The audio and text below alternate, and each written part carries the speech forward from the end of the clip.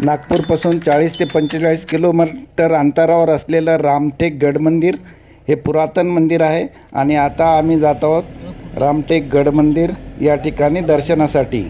पार्किंगमध्येच प्रथम भेट होते ती रामसेनेची।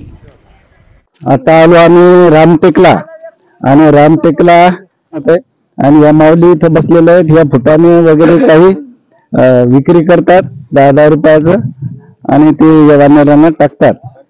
या ठिकाणी आता मागे जे दिसते त्या पायऱ्या चढून गेल्याच्या नंतर आपण गड मंदिर म्हणजे राम मंदिरामध्ये जाऊ शकतो। आता आपण जाणार आहोत मंदिरामध्ये दर्शनासाठी। मंदिरामध्ये जाण्यासाठी आपल्याला ह्या पायऱ्या चढून जावं लागतं। या पायऱ्या चढून गेल्याच्या नंतर आपल्याला लागतो तो प्रथम दरवाजा। पुरातन दरवाजा आहे, मजबूत दरवाजा आहे आणि या दरवाजामधून आत आपण जाऊया। आता प्रथम दरवाजामधून आत आल्याच्या नंतर समोर एक प्रशस्त पटांगण आपल्याला दिसतं आणि त्याच्या मागे जो दिसतो तो आहे दुसरा दरवाजा, दरवाजा नंबर 2। या दरवाजामधून आपल्याला पुढे मंदिराकडे जाता येतं आणि या गड मंदिराला चहूबाजूनं अतिशय मजबूत अशी तटबंदी आहे। पुरातन किल्ल्याप्रमाणे या मंदिराचं बांधकाम आहे। अगदी किल्लेवजा बांधकाम असल्यामुळं याला गड मंदिर असं म्हटलं जातं।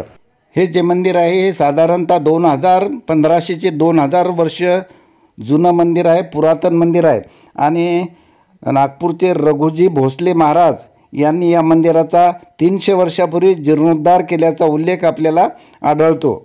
आता चला जाऊया या दरवाजामधून आतमध्ये मंदिराकडे।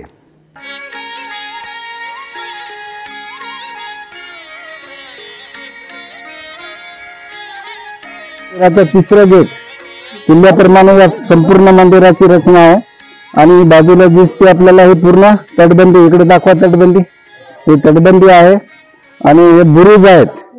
असं 1, 2 आणि आता हे तिसरं गेट। या तिसऱ्या गेट मधून आत गेल्याच्या नंतर आपल्याला राम मंदिरामध्ये जाता येतं।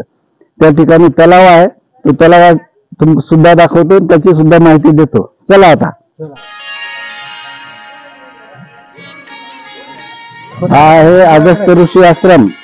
या ठिकाणी श्रीराम यांच्या अगोदर अगस्त्य ऋषीचे या ठिकाणी वास्तव्य होतं आणि श्रीराम या ठिकाणी आल्याच्या नंतर अगस्त्य ऋषींनी त्यांना अनेक प्रकारचे शस्त्रास्त्राचं शिक्षण दिलं। त्याचप्रमाणे जे ब्रह्मास्त्र होतं ते ब्रह्मास्त्र सुद्धा अगस्त्य ऋषींनी दिल्याचा उल्लेख पुराणामध्ये आहे आणि त्याच ब्रह्मास्त्राच्या आणि शस्त्राच्या आधारावर नंतर श्रीरामाने पुढे रावणासोबत आपलं युद्ध केलेलं आहे। असा आहे हा अगस्त्य मुनी आश्रम। आता चला पुढं।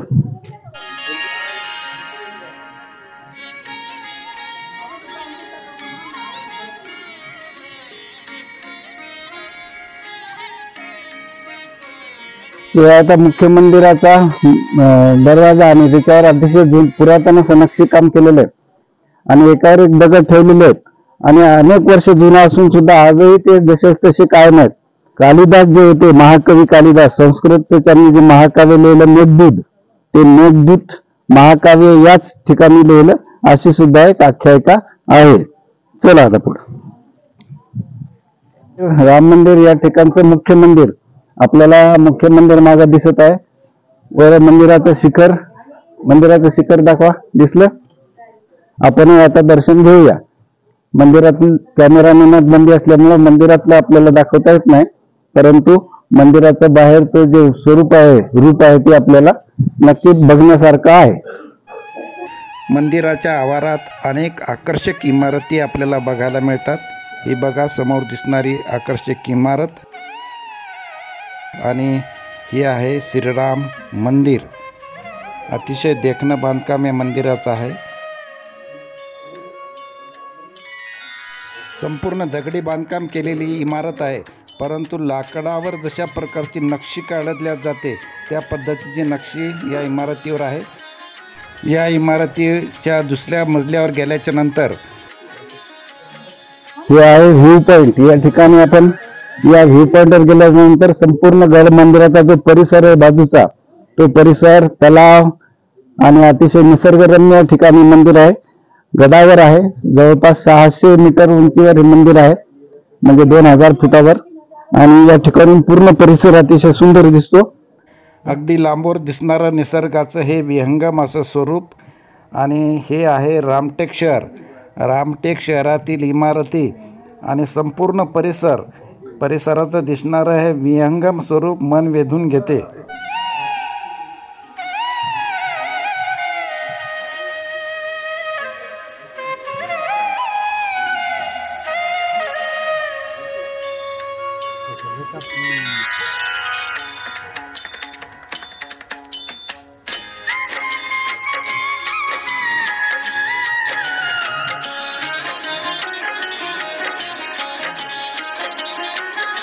आता बाजू मंदिर आहे आणि त्याच्या समोर ही आहे कमान. ही पूर्वीच्याच काळात जुन्या पद्धतीची आणि जुन्या शैलीमध्ये बांधलेली कमान आहे. अतिशय सुंदर कमान आहे. नेमका याचा उद्देश काय ते आता आपल्याला काही सांगता येणार नाही, ते काही माहिती लिहिलेली नाही. बहुतेक या ठिकाणी घंटा असावा, असा त्या काळामध्ये घंटा असावा, पण आज त्या ठिकाणी घंटा उपलब्ध नाहीये. पण कमान मात्र अतिशय सुंदर आहे, बघण्यासारखे आहे.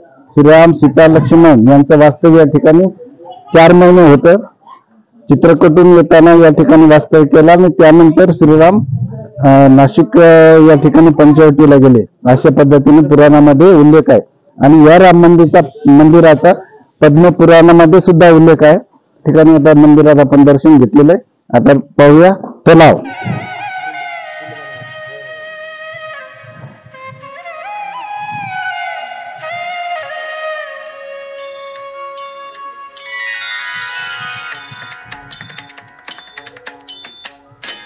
गड श्रीराम मंदिरामध्ये या ठिकाणी हा असलेला आहे कुंड.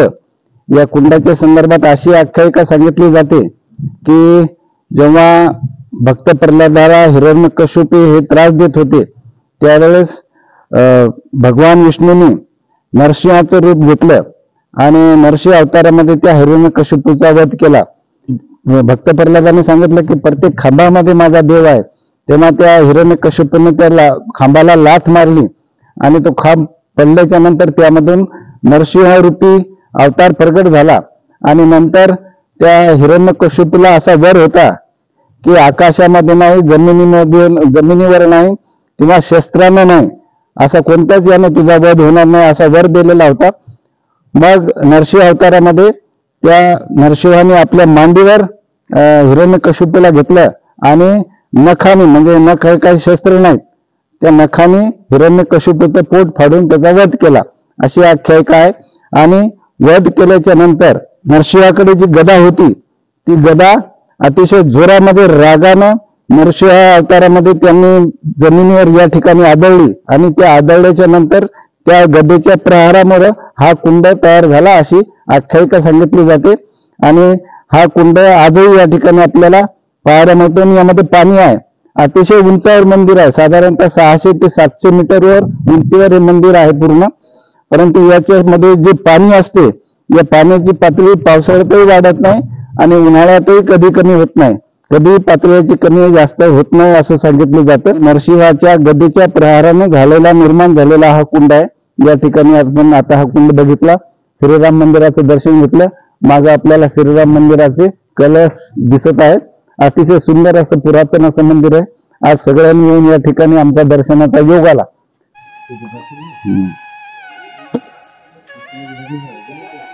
या कुंडामध्ये चौकोन खाली उतरण्यासाठी पायऱ्या आहेत.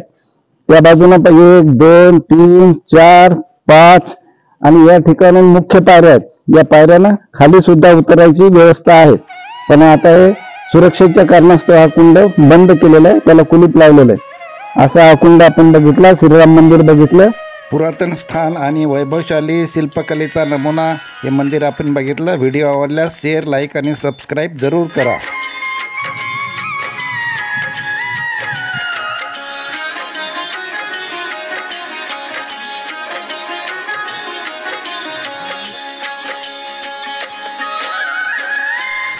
रामटेक मंदिराजवळ असलेलं हे आहे वराह मंदिर.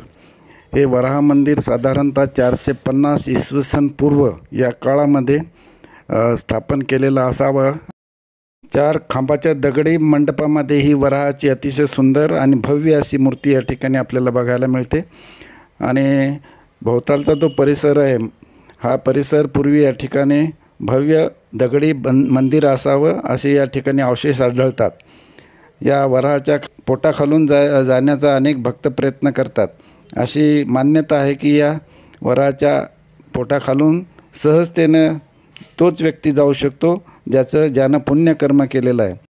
मागे दिसणारी वराहाची मूर्ती हा तत्कालीन शिल्पकलेचा अत्युत्तम असा नमुना आहे आणि या ठिकाणी आज आम्ही आलो. या ठिकाणी दर्शन घेण्याचा योग आला. श्रीरामाच्या पदस्पर्शाने पावन झालेल्या या भूमीत आणि या ठिकाणी असलेल्या तत्कालीन शिल्पकलेचा उत्तम नमुना असलेलं रामटेक गडमंदिर आपण बघितला. हा व्हिडिओ आवडल्यास शेअर, लाईक आणि सबस्क्राईब जरूर करा.